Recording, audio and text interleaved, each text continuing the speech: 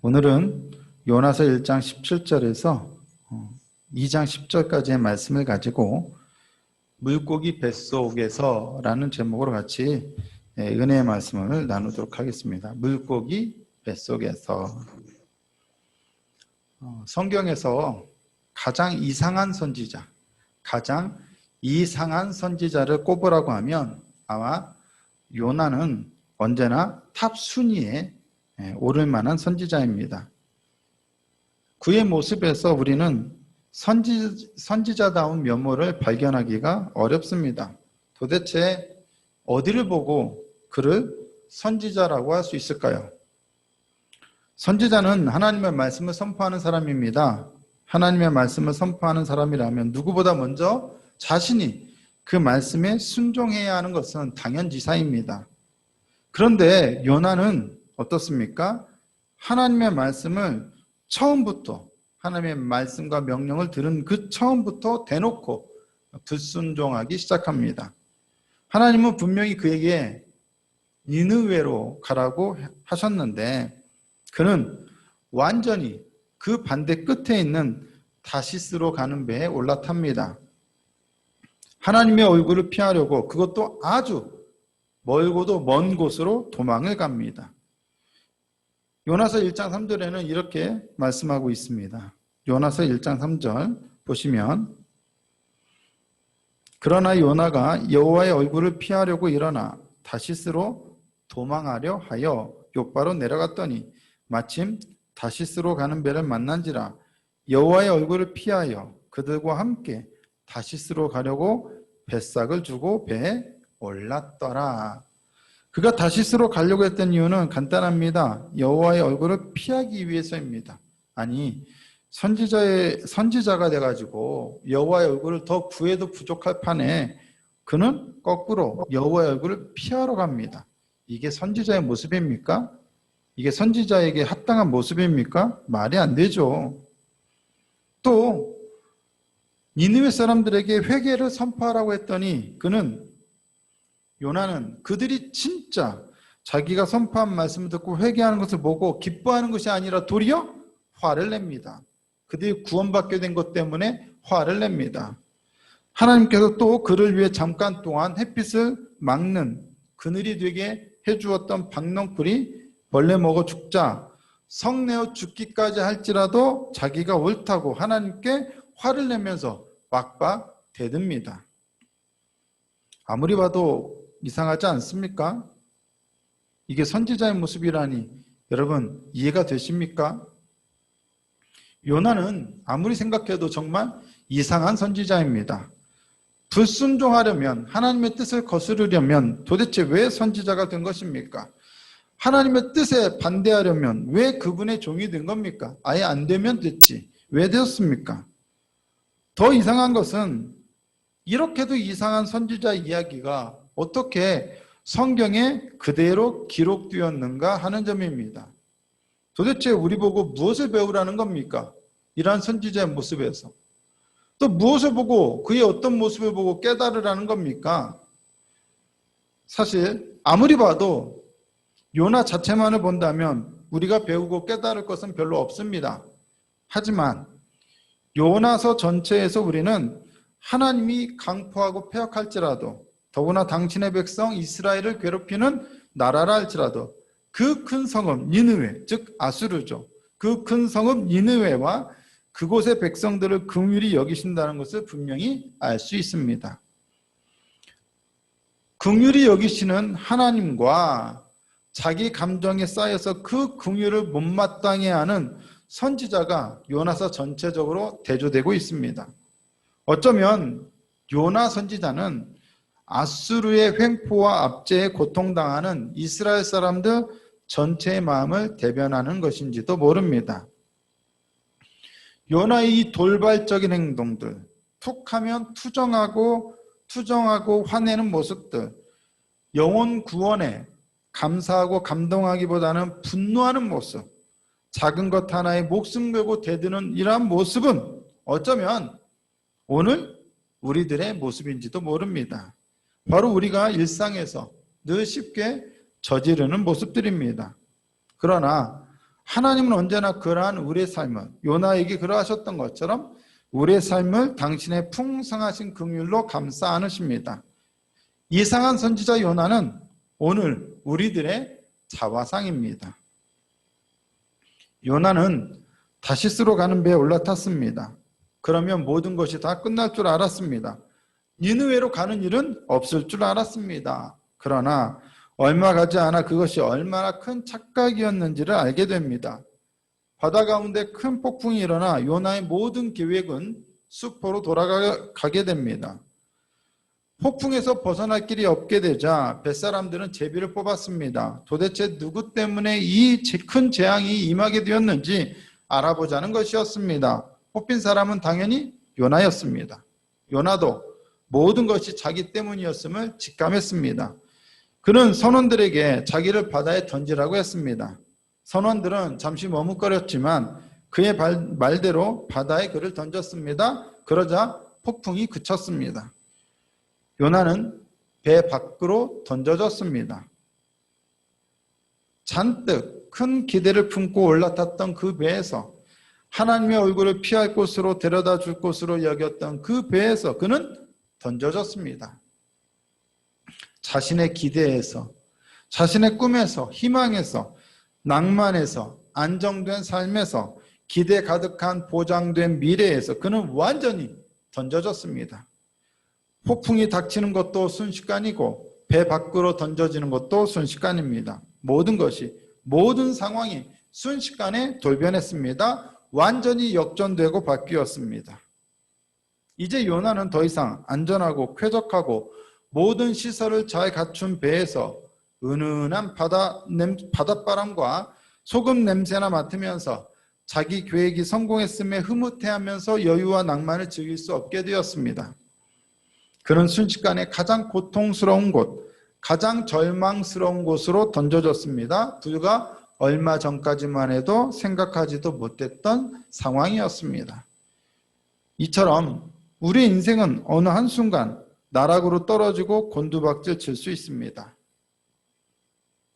코로나가 전 세계를 강타할지는 아무도 몰랐습니다.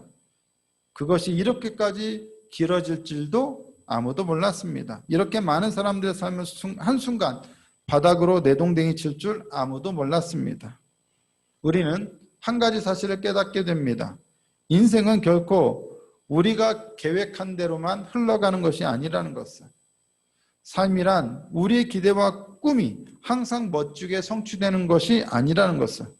때로는 저 높은 곳에서 이 낮은 곳으로 곤두박질 칠 수 있는 것이 바로 우리 인간의 삶이라는 것을 깨닫게 됩니다. 하나님께서는 그 순간 무엇을 하고 계셨습니까? 요나가 바다에 던져지던 그 순간 하나님은 이미 큰 물고기를 예비하고 계셨습니다. 요나가 바다에 던져지자 그 물고기가 요나를 삼켰습니다. 요나는 밤낮 3일을 그 물고기 뱃속에서 있게 됩니다. 사실 요나서의 하이라이트는 바로 이 지점입니다. 물고기 뱃속에 있는 바로 이 순간이 요나서의 하이라이트라 할 수 있습니다. 이상한 선지자 요나가 가장 선지자답게 보이고 가장 믿음의 사람답게 보이는 것은 바로 이 물고기 뱃속에 있을 때였습니다. 물고기 뱃속은 역설적으로 그를 가장 경건하게, 가장 진실하게, 가장 간절하게, 가장 겸손하게, 가장 신실하게 만들었습니다. 그는 원래 하나님의 얼굴을 피해서 다시스로 가려고 했습니다. 다시스는 그에게 자유를 상징하는 곳이었습니다. 하나님의 말씀에 따르지 않고 자신만의 뜻을 펼칠 수 있는 자유를 마음껏 누릴 수 있는 곳이었습니다. 그는 자유를 꿈꾸었습니다.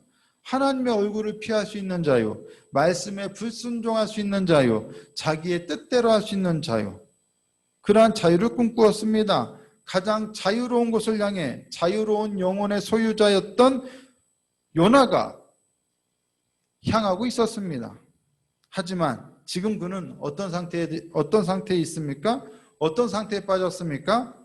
자유를 향해 나아가던 그는 오히려 철저하게 자유가 박탈된, 완전히 밀폐된 곳에 갇혔습니다. 자유를 그리워하던 그는 철저하게 감금된 상태, 갇힌 상태가 되었습니다. 깊은 바닷속 물고기 뱃속, 그곳에서 그가 누릴 수 있는 자유란 없습니다. 오히려 그의 자유는 철저히 꺾였고 제한되었고 부정되었고 박탈당했습니다. 더구나 고기의 뱃속은 쾌적했던 배와 달리 어둡고 축축하고 악취가 진동하는 좁은 공간이었습니다. 생각해 보세요. 물고기 뱃속에서 얼마나 힘들었겠습니까? 그것도 3일 동안이나. 1시간도 있기 힘든 곳에서 3일 동안이나 지냈습니다. 요나는 자신이 떨어질 수 있는 가장 어둡고 낮은 곳으로, 절망적인 곳으로 떨어졌다는 사실을 알게 되었습니다. 더 이상 내려갈 곳은 없었습니다. 이렇게 비참하고 절망적이고 어두운 상황에서 선지자로서의 요나의 모습은 오히려 빛이 납니다. 하나님의 얼굴을 피하려 하던 그는 그곳에서 가장 열정적으로 하나님을 찾게 됩니다. 하나님께 빡빡 대들며 불순종하던 그는 그곳에서 하나님을 찬양합니다. 가장 경건하며 진실된 모습을 우리에게 보여줍니다. 어쩌면 이 부분이 그래서 요나서의 진짜 이야기일지 모릅니다. 바로 여기에서 우리는 우리에게 들려오는 메시지를 들어야 할 것입니다. 아이러니하게도 물고기 뱃속이라는 절망적인 상황이 반항적인 요나에게 유익이 되었습니다. 어떤 유익들이 있었을까요? 첫째, 물고기 뱃속에서 요나는 인간의 한계를 인식했습니다. 무엇을 인식했다고요? 인간의 한계를 인식했습니다. 도저히 벗어날 수 없는 한계의 늪, 절망의 깊은 바다, 연약함의 심연, 깊은 어둠을 절감했습니다. 깨달았습니다. 그것은 아무리 발버둥 친다 해도 벗어날 수 없는 분명한 현실이었습니다. 거부할 수 없는 현실이었습니다. 물고기 뱃속에서 빠져나온다 해도 그곳은 이미 깊은 바닷속이었습니다. 이미 땅은, 육지는 그를 거부하고 있었습니다. 모든 빗장을 맞고 그가 오는 것을 거부하고 있었습니다. 요나서 2장 6절 한번 보실까요? 요나서 2장 6절 보시면 내가 산의 뿌리까지 내려가 싸우며, 산의 뿌리까지라는 얘기는 바다 깊은 곳을 가리키죠. 산의 뿌리까지 내려가 싸우며 땅이 그 빗장으로 나를 오래도록 막았사오나, 빗장으로 나를 오래도록 막았대요. 문을 쾅 닫고 들어오지 못하도록 막았다는 거예요. 문을 닫아버렸다는 거예요. 그러면 못 들어가요. 나를 오래도록 막았사오나 나의 하나님 여호와여 주께서 내 생명을 구덩이에서 건지셨나이다. 땅이 자기를 거부했어요. 그래서 자기가 있는 곳은 어디예요? 바닷속이에요. 땅이 자기가 오는 것을 거부했기 때문에 들어갈 수가 없는 거예요. 문을 닫고 거부해요. 들어갈 수가 없죠.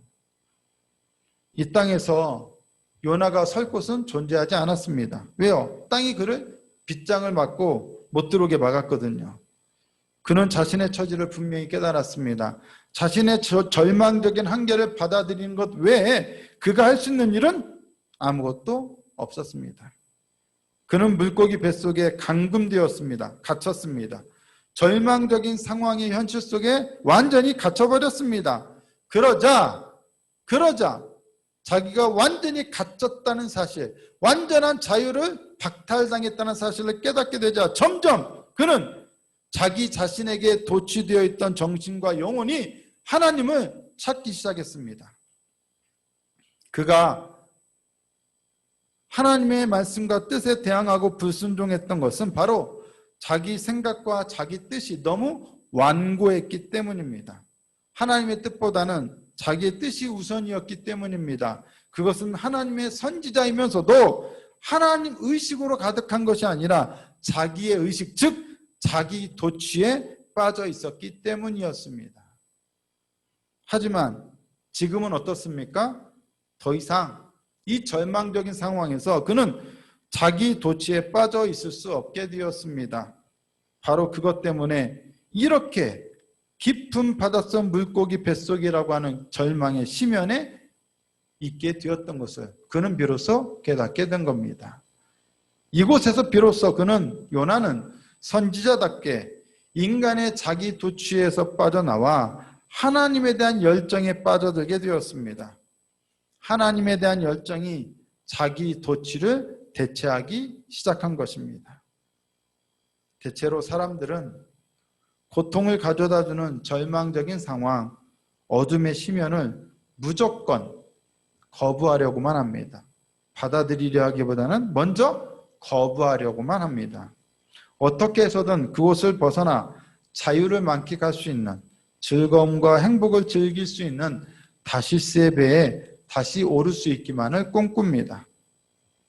하지만 아무리 다시스의 배에 탔다 해도 큰 폭풍이 닥치면 요나처럼 바다에 던져지고 물고기 뱃속이라는 절망적인 상황에 빠질 수 있음을 우리는 잊지 말아야 합니다. 우리의 뜻과 무관하게 때로 우리의 삶은 물고기 뱃속에 갇힐 수밖에 없는 때를 만나게 될 수 있습니다. 그때 우리가 해야 할 일은 그곳으로부터 어떻게든 벗어나려고 발버둥 친다든가 그 현실을 부정하려고 할 것이 아니라 그것을 있는 그대로 받아들여야 합니다. 자신의 감금 상태, 갇힌 상태에 절망하기보다 그것을 영적 창조의 에너지를 발할 수 있는 기회로 삼아야 합니다. 감옥에 갇혔던 바울이나 밤못섬에 유배되었던 요한은 거기에서 벗어나려고 애썼던 것이 아니라 그 갇혔던 상태를 영적 창조의 에너지를 발할 수 있는 기회로 삼았습니다. 버밍햄 교도소에 수감되었던 마틴 루터 킹 목사나 정치범 강제 수용소에 갇혔던 알렉산더 솔제니친 역시 독방에 감금된 상태에서 더욱 영적인 창조의 빛을 발하는 삶을 살았습니다. 이 시대의 경박한 신앙주의와 말만 무성한 영성은 어떻게든 고통과 감금에서 벗어나기 위한 온갖 영적인 방법들과 해법들을 제공하려 하지만 그것은 사실 헛일입니다. 헛수고입니다. 옳지 않은 일입니다. 하나님께서 의도적으로 요나를 물고기 뱃속에 있게 하신 것이라면, 우리들을 물고기 뱃속에 있게 하신 것이라면 우리는 그곳으로부터 벗어나려 할 것이 아니라 그 상황을 온전히 받아들여야 합니다. 하지만 그것은 우리에게 저주가 되게 하기 위함이 아니라 새로운 출발이 되게 하기 위함인 것을 기억해야 합니다. 요나는 바로 그곳에서, 물고기 뱃속에서 하나님을 간절히 찾기 시작했습니다.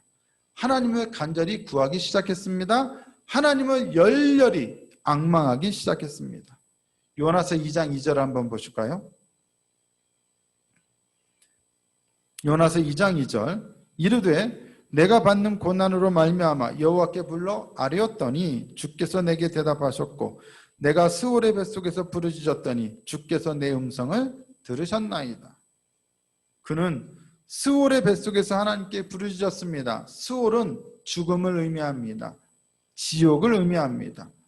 가장 절망적인 상태에서 그는 비로소 하나님을 찾고 또 하나님께 부르짖기 시작했습니다. 선지자였지만 그가 도무지 보이지 않았던 그러한 모습이었습니다. 그의 변화는 정말로 놀랍습니다.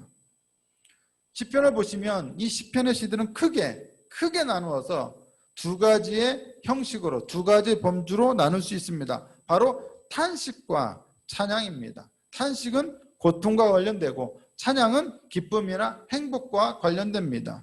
사람들이 고통스럽고 괴로움을 당하면 탄식하는 시를 올려드립니다. 기도합니다.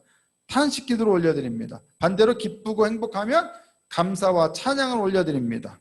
자, 물고기 뱃속에 들어간 요나는 지금 인간이 상상할 수 있는 최악의 고통 가운데 빠지게 되었습니다. 당연히 그가 어떤 기도를 올렸을 것이라고 상상할 수 있겠습니까? 예상할 수 있겠습니까? 탄식일까요? 아니면 찬양일까요?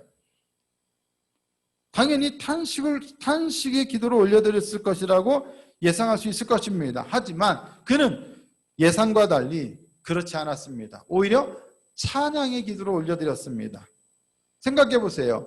톡하며 하나님께 대들고 화내고 분노하던 그런 사람이었어요. 그런데 그는 가장 절망적인 상태에 빠졌다면 더 그래야 할 텐데, 더 화를 내고 더 하나님께 성질을 내야 할 텐데, 오히려 가장 절망적인 상태에서, 그런 상태에서 탄식이나 슬픔의 기도가 아니라 오히려 찬양의 기도를 올려드렸다는 것입니다.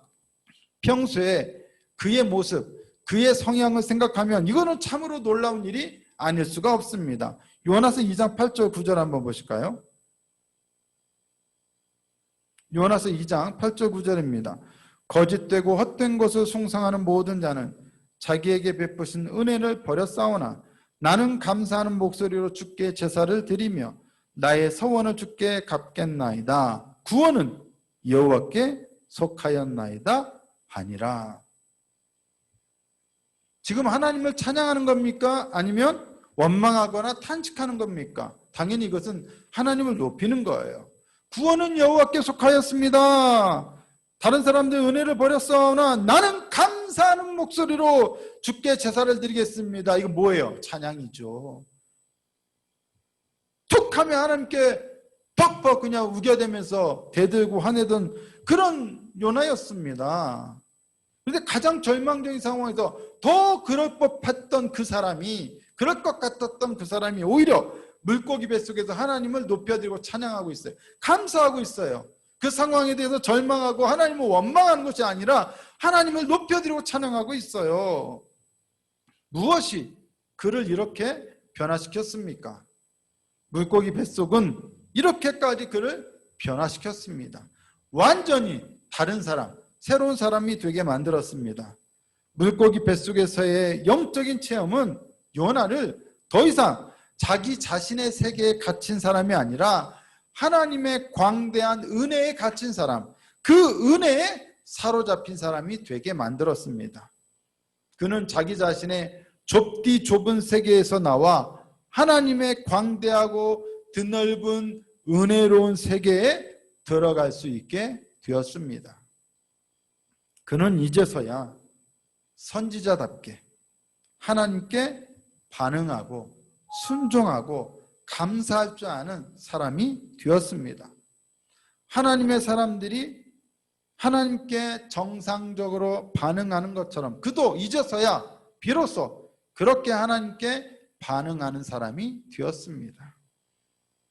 물고기 뱃속은 인간적으로 볼 때는 절망이었지만 영적으로는 갈망이었습니다. 하나님을 찾고 구하고 앙망하는 갈망이었습니다. 그리고 그것은 결국 그에게 희망을 가져다 주었습니다. 물고기 뱃속에서 요나가 누리게 된 두 번째 유익은 그를 진정한 예배자가 되게 만들었다는 것입니다. 요나서 2장 4절 한번 보실까요?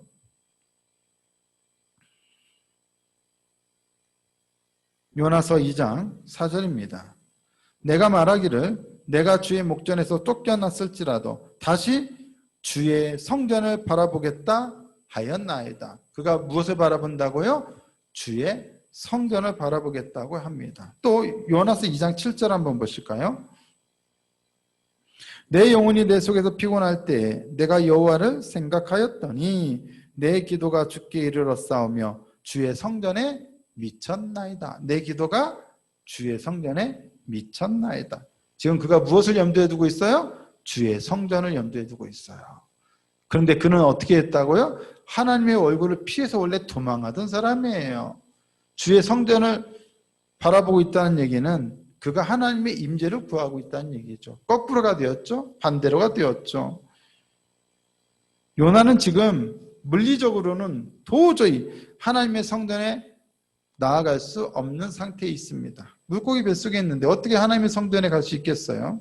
원래 그는 하나님의 얼굴을 피해서 달아나려고 했습니다. 그러다가 물고기 뱃속에 갇히게 되었습니다. 그러면서 든 생각, 자기 속에 든 생각은 이것은 내가 하나님의 얼굴을 피해 달아난 것이 아니라 오히려 내가 주의 목전에서 쫓겨난 것이었구나 하는 것을 깨닫게 되는 것입니다.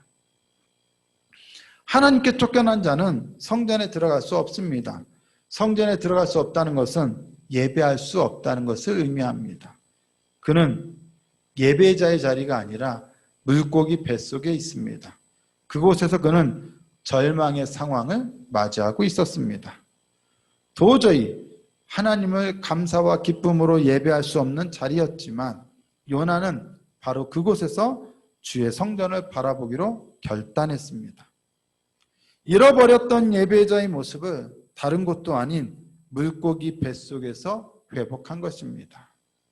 결국 장소나 시간이 문제가 아니라는 것입니다. 마음의 태도가 문제입니다. 예배의 본질은 형식이 아니라 바로 마음의 태도입니다. 이제 물고기 뱃속은 요나가 주의 성전을 바라보고 그러면서 예배하는 예배의 자리가 되었습니다. 꼭 성전으로 나아가지 않아도 됩니다. 그가 하나님을 예배하기로 마음먹은 그곳이 바로 참된 예배자의 자리입니다. 코로나로 예배당으로 나아오지 못해도 원래 예배드리던 나의 자리로 나아가지 못한다 하더라도 우리는 변함없이 예배자입니다. 우리가 있는 곳이 어디든지 그곳에서 하나님의 성전을 바라보고자 한다면, 하나님의 임재를 구하고자 한다면, 하나님의 은혜를 간구한다면 바로 그곳이 참된 예배의 자리입니다. 요나가 물고기 뱃속이라는 현실을 온전히 받아들여야만 했던 것처럼 오늘 우리 그리스도인들도 이 코로나 상황을 온전히 받아들여야만 합니다.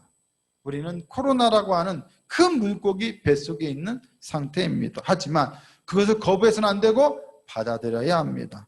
상황은 절망적이고 결코 긍정적일 수 없지만 우리의 영적인 상태는 오히려 요나의 그 경우처럼 더욱 영적인 창조의 에너지로 충만할 수가 있습니다. 우리는 모일 수 있던 때보다 더욱 뜨겁게 예배할 수 있습니다. 더욱 간절히 예배할 수 있습니다. 더욱 진실하게 하나님을 예배할 수 있습니다. 요나가 그랬던 것처럼 우리는 하나님을 비로소 더욱더 간절히 찾고 구할 수 있고 또한 주님께 부르짖을 수 있습니다. 예배자의 자리에 올 수 없어서, 예배당에 올 수 없어서 예배할 수 없다는 것은 안 됩니다. 아닙니다. 그것은 옳지 않습니다. 물고기 뱃속에서조차 요나는 주의 성전을 바라봤습니다. 감사하는 마음을 주님께 올려드렸습니다. 주님을 예배했습니다. 그렇다면 오늘 우리들은 어떻습니까? 할 수 있습니까? 없습니까? 당연히 할 수 있으며 당연히 해야 합니다. 이 상황에서 우리는 요나처럼 하나님이 찾으시는 한 사람의 예배자가 될 수 있습니다. 또 되어야 합니다. 이 상황을 핑계로 예배를 회피하거나 예배를 안 드리는 사람이 아니라 도리어 오히려 이 상황 때 더욱더 주님을 찾고 주님께 바르게 예배하고자 하는 참된 예배자가 될 수 있고 또 되어야 합니다. 오히려 물고기 뱃속에 있기 때문에 요나가 그랬던 것처럼 이 상황에 있기 때문에 우리는 더욱더 그럴 수 있어야 하고 당연히 그래야만 합니다. 표적을 구하는 음란한 세대를 향하여 예수님은 마태복음 12장에서 이렇게 말씀하십니다. 마태복음 12장 39절과 40절 말씀입니다. 예수께서 대답하여 이르시되 악하고 음란한 세대가 표적을 구하나 선지자 요나의 표적밖에는 보일 표적이 없느니라.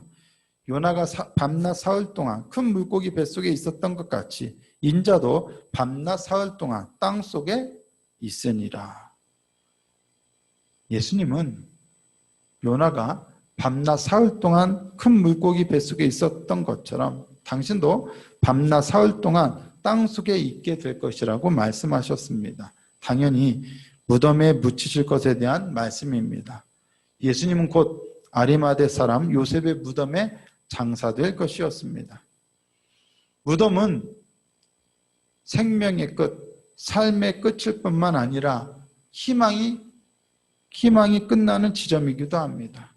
아무리 많은 것을 하나님으로부터 얻기를 기대했다 하더라도 무덤에 묻히는 순간 소망했던 모든 것은 거기서 끝이 납니다. 예수님의 무덤이 바로 그랬습니다. 제자들은 모든 것이 끝났다고 생각했습니다. 예수님께 걸었던 모든 소망이 거기에서 끝났다고 생각했습니다. 무덤에 묻히신 예수님은 더 이상 하나님의 아들도 아니었고 메시아도 아니었습니다. 그냥 십자가에 달려 죽은 죄수이자 그렇게 비참하게 죽어갔던 다른 사람과 전혀 다를 것이 없는 한 연약한 인간이었을 뿐이었습니다. 누구나 요나의 물고기 뱃속이나 예수님의 땅속이나 똑같이 그렇게 생각할 것입니다. 모든 것의 끝, 희망의 끝, 생명의 끝이라고 생각했을 것입니다. 달리 말하면 그것은 인간에게는 극단적인 절망이자 공허함입니다. 가장 처참한 상태이자 비참한 상태입니다. 돌이킬 수 없는 고통과 환난입니다. 요나의 물고기 뱃속이나 예수님의 무덤 속, 땅속은 똑같습니다. 절망입니다. 누구나 그것을 두려워합니다. 회피하고자 합니다. 피하고 싶어 합니다. 이 절망과 공허와 비참과 고통을 누구라도 다 피하고 싶어 합니다. 거기에는 아무것도 없다고 생각합니다. 희망도 기대도 꿈도 심지어 거기에는 신앙마저도 없다고 생각합니다. 하지만 아닙니다. 거기에는 아무것도 없는 것이 아닙니다. 거기에는 아무것도 없는 것이 아니라 모든 것이 있습니다. 왜 그렇습니까? 바로 거기에 하나님이 계시기 때문입니다. 사람들은 하나님께서 공허함과 절망의 밑바닥에서 활동하고 계신다는 것을 모릅니다. 하지만 우리는 압니다. 아니, 우리는 그것을 믿어야 합니다. 하나님께서 우리를 이러한 절망과 공허와 고통의 밑바닥까지 내려오게 허락하시는 이유는 딱 한 가지입니다. 바로 당신이 거기에 계시기 때문입니다. 바로 거기에서 하나님이 여전히 활동하고 역사하고 계시기 때문입니다. 물고기는, 그 큰 물고기는 우연히 거기에 있었던 것이 아니었습니다. 그것은 하나님께서 이미 준비하고 계셨던 것입니다. 물고기 뱃속이라는 상황은 어쩌다가 생긴 일이 아니었습니다. 하나님의 섭리와 계획 안에 이미 있었던 일입니다. 하나님은 때로 우리를 절망의 밑바닥까지 내려가게 하십니다. 하지만 그것은 단지 우리를 고통스럽게만 하기 위해서가 아니라 요나의 경우처럼 새롭게 변화시키시기 위해서입니다. 새로운 모습으로 부활시키시기 위해서입니다. 예수님은 사흘 후에 부활하셔서 땅속에서 나오셨습니다. 무덤은 비었고 부활은 현실이 되었습니다. 하나님께서 함께 그곳에 묻히신 것이 아니라 도리어 하나님께서 그곳에서 영적인 생명 창조의 에너지를 준비하고 계셨던 것입니다. 안 계신 것이 아니라 바로 거기에 계셨던 것입니다. 아무 일도 하지 않으신 것이 아니라 철저하게 새로운 일을 준비하고 계셨던 것입니다. 마찬가지로 물고기 뱃속에서 하나님을 찾기 시작하고 참된 예배자가 되어가면서 요나가 하나님께 기도하자 그 큰 물고기는 요나를 육지에 토해내었습니다. 그도 예수님처럼 돌아온 거죠. 살아난 거죠. 부활한 거죠. 요나는 물고기 뱃속에 있었고 예수님은 무덤 속, 땅 속에 계셨습니다.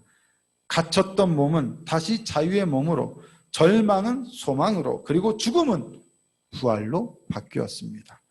물고기 뱃속의 요나는 예수님의 죽으심과 부활에 대한 진정한 표적이었던 것입니다. 그렇다면 우리에게는 그런 일이 일어날까요? 안 일어날까요? 우리에게도 그러한 부활의 능력이, 변화의 은혜가 일어나지 않겠습니까? 우리가 경험하는 이 절망과 고통의 밑바닥에서도 하나님께서 함께 하시지 않겠습니까? 물고기 뱃속은 근본적으로 우리를 변화시키고 우리를 변혁하고 또 우리를 부활시키는, 우리의 신앙을 새롭게 하는, 우리의 삶을 새롭게 하는 하나님의 장소입니다. 그것은 새로운 혁명, 새로운 삶으로 나아가는 관문입니다. 결국 누구나 물고기 뱃속 같은 절망을 다 경험할 텐데, 인생을 살면서 한두 번은 다 경험할 텐데, 결국 문제는 그것을 어떻게 피할 것이냐가 아니라, 그런 불가능한 일이기 때문에 피할 것이 아니라 결국은 그것을 우리가 받아들여야만, 우리가 경험해야만 한다면 그것을 어떻게 받아들일 것이냐의 문제예요. 지금 우리는 이 코로나 사태를 벗어날 수가 없어요. 우리가 어떻게 해결할 방법도 없어요. 피해갈 방법이 없어요. 그렇다면 우리는 이 코로나 사태를 어떻게 받아들여야 할까요? 이것을 요나의 물고기 뱃속처럼 받아들여야 할까요? 아니면 아무런 의미 없는 공허함이고 절망이고 고통으로만 받아들여야 할까요? 특히 우리 그리스도인들, 역사 이래 교회당에도 제대로 예배조차 못 드리는 이런 처음 겪는 이 시대에 우리는 이 코로나를 어떻게 받아들여야 하겠습니까? 많은 사람들이 경제적으로 고통을 당하고 질병으로 죽어가거나 고통을 당하는 이 시대에 우리 믿는 그리스도인들은 어떻게 이 고통스러운 시대를 받아들여야 하겠습니까? 또 우리도 역시 이런 상황에서 고통을 당하고 어려움을 당하고 있는데 우리는 이것을 또한 어떻게 받아들여야 하겠습니까? 물고기 뱃속과 예수님의 무덤 속에서 벌어졌던 그 일을 지금도 우리 가운데서 하나님께서 이 코로나 가운데서 행하실 것을 믿으십니까? 하나님의 부활과 변혁의 능력을 믿고 기대하면서 또 기도하면서 물고기 뱃속 같은 이 상황에서 우리도 요나처럼 새롭게 변화되고 영적인 새로운 창조와 부활을 경험하게 될 것을 믿으십니까? 여러분 모두가 또 우리 모두가 그렇게 믿을 수 있기를 예수님의 이름으로 축복합니다. 또한 그렇게 믿는 우리 모두의 삶에 부활의 능력과 영적인 창조 에너지가 충만하게 임하기를 예수님의 이름으로 축복합니다. 우리 믿는 자들에게는 저주가 아니라 절망이 아니라 새로운 시작이요 죽음이 새로운 시작이요 부활이 되듯이 모든 것이 하나님께서 우리 가운데 역사하시기만 한다면 모든 것을 새롭게 변화시키는 새로운 시작이요 출발이 될 수 있습니다. 변혁이 될 수 있습니다. 그래서 요나서의 하이라이트는 바로 이 지점입니다. 선지자답지 않던 요나는 선지자답게 되었습니다. 오히려 고난이 우리를 더욱더 연단하여 우리를 성숙시킵니다. 그리고 우리의 믿음을 진짜인지 아닌지 시험합니다. 그리고 하나님의 살아계심을 진정 우리는 이 믿음의 시련을 통하여 체험하게 될 것입니다. 모든 역사에서 이런 시련과 시험을 통과한 자들만이 진정한 부활의 능력에 참된 증인이 될 수 있었습니다. 오늘 우리들도 믿음을 가집시다. 우리 열방교회를 향하신 하나님의 선하신 뜻이 있음을 믿읍시다. 또한 우리 각자를 향하신 하나님의 은혜로운 계획이 있음을 믿읍시다. 지금 비록 우리가 물고기 뱃속에 있는 것 같이 고통을 당하고 고난을 당한다 할지라도 이것이 전부가 아니라 결국 하나님의 뜻대로 하나님의 섭리대로 우리가 회복되고 또한 우리 삶이 변화되어 하나님께 영광 돌릴 수 있는 날이 놀라운 날이 유쾌케 하는 날이 우리에게 다시 오게 될 것을 믿읍시다. 그리고 그것을 기도하면서 탄식만이 아닌 감사와 기쁨과 찬양의 기도를 요나처럼 주님께 올려드리는 주님의 복된 백성들이 됩시다. 그러한 요르단에 살아가는 우리 성도들 되고 요르단 땅이 될 수 있도록 우리 열방교회가 될 수 있도록 기도합시다. 그것이 바로 오늘 우리들에게 주시는 하나님의 메시지입니다. 이 메시지를 들고 이번 한 주간도 승리하시고 더욱더 주님께 엎드려 기도하며 주님을 찬양하며 그렇게 이번 주간 기쁨 가운데 살아가시는 모든 성도 여러분 다 되시기를 예수 그리스도의 이름으로 축복합니다. 기도하시겠습니다. 하나님의 은혜를 감사합니다. 그렇습니다. 지금은 비록 물고기 뱃속에 있는 것 같은 고통이고 아픔일지라도 이것은 우리에게 절망으로만 끝나는 것이 아니라 새로운 희망으로 새로운 기쁨으로 새로운 부활의 능력으로 나아가게 되는 새로운 계기가 될 줄로 믿습니다. 우리에게 믿음을 주시고 이 말씀을 붙들고 나아가는 용기와 믿음과 확고함을 주시옵소서. 하나님이 이 밑바닥 가운데 살아 역사하시고 계심을 믿게 하여 주시옵소서. 신뢰케 하여 주시옵소서. 우리의 삶, 우리의 가정, 우리의 자녀들 가운데, 우리의 생업 가운데, 우리의 사역 가운데, 우리 열방교회 가운데, 이 요르단 땅 가운데 살아계신 하나님을 바라보게 하여 주시옵소서. 예수님의 이름으로 기도드리옵나이다. 아멘.